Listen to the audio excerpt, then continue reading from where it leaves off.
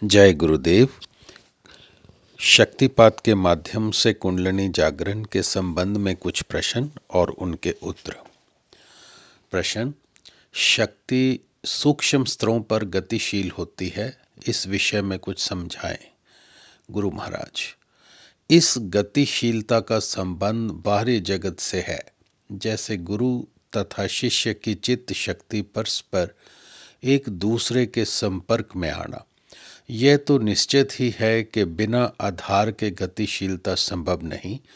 यदि गुरु की शक्ति शिष्य तक प्रसारित होकर लौटती है तो ही उसके साथ कोई आधार होगा।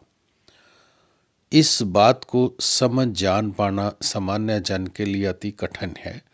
कोई समर्थवान गुरु ही शक्ति की इन सूक्ष्म तरंगों तथा जिस आधार पर ये तरंगत होती है अनुभव कर पाते हैं। सामान्य जन तो इसकी कल्पना तक नहीं कर सकते। ये बात तो स्पष्ट ही है कि गुरु शक्ति जब तक एक शरीर में अवस्थित है व्यष्टि चेतना ही है। इसके प्रसारित होने लौटने का आधार समष्टि चेतना है। समष्टि चेतन जगत के कण कण में व्याप्त है। जिस प्रकार जल से मटका भरा होता है उसी प्रकार सारा ब्रह्मांड शक्ति से भरा हुआ है।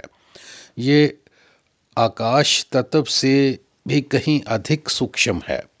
गुरु शिष्य के नित्य मिलन करवाते रहने तथा गुरु के द्वारा शिष्य के साधन पर नियंत्रण रखने के लिए ये आधार प्रदान करती है।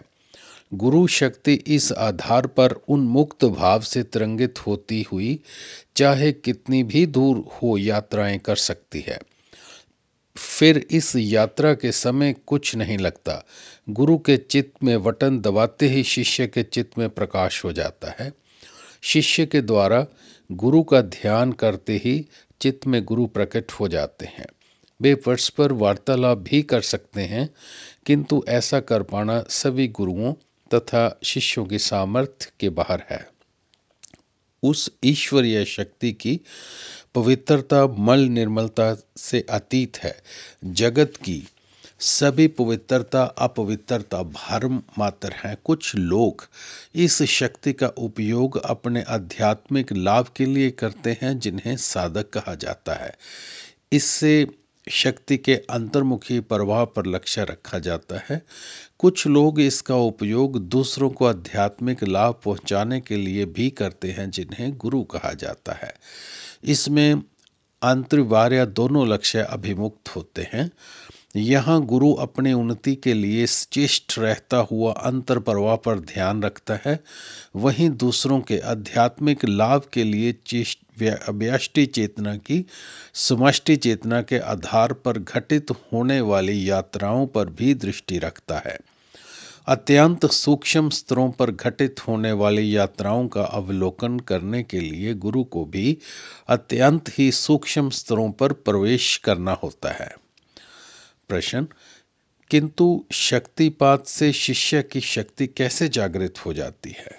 गुरु महाराज: जैसे एक दीपक से दूसरा दीपक जल जाता है, यदि एक दीपक प्रज्वलित हो तो चाहे उससे कितने भी दीपक जलाते जाओ, जिस नदी में जल प्रवाहित होता रहता है उसमें से चाहे कितने भी मटके भर लो, जो जंगल वृक्षों से हरा भरा है उसमें से चाहे कितनी लकड़ियां एकत्र कर लो, किंतु शर्त यह है कि दीपक स्वयं जला हुआ होना चाहिए। जो दीपक स्वयं बुझा हुआ है वह एक भी दीपक को प्रज्वलित करने की क्षमता नहीं रखता। जो नदी स्वयं जल विहीन हो उसमें से तो एक भी मटका नहीं भरा जा सकता। जिस जंगल में स्वयं ही कोई वृक्ष न हो उसमें से लकड़ियां कैसे एकत्र की जा सकती हैं? अग्नि दीपक में पहले से ही होती है किंतु प्रज्वलित नहीं होती। दूसरा दीपक प्रज्वलित ज्योति से दीपक की अप्रकट अग्नि को प्रकट कर देता है। दीपक अपने पास से कुछ नहीं देता, केवल प्रज्वलित होने के लिए एक सहारा देता है। सहारा पाते ही अप्रकट गुप्त अग्नि जगमगाने प्रकाशित होने तथा ताप देने लगती है। इसी प्रकार गुरु भी अपने पास से कुछ नहीं देता, केवल जागृत शक्ति को शिष्य की प्रसुप्त शक्ति के समीप ले जाता है। उसका संयोग प्राप्त होते ही शिष्य की प्रसुप्त शक्ति एकदम जागृत हो जाती है। वह शक्ति जो अब तक जगत विमुख प्रवाहशील थी, आत्मा विमुखी हो जाती है तथा इसे शक्तिपात कहा जाता है। जय गुरुदेव।